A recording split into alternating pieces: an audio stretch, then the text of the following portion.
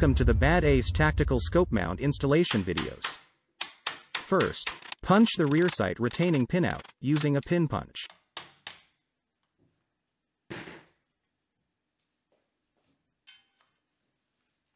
Remove the rear sight leaf.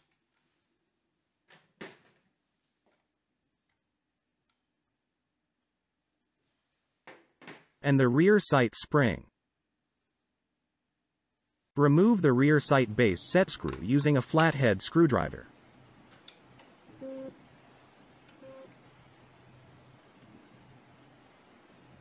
This step is optional. Our Gen 2 mount allows you to use the original rear sight blade as a backup iron sight. Simply remove it from the rear sight leaf and screw it onto the BadAce NDT Scout mount.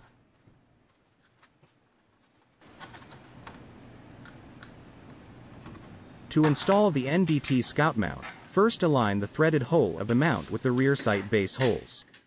Follow the thread locker instructions, clean all threads and apply the thread locker to screws. Screw and tighten 2 screws into the Scout mount from both sides.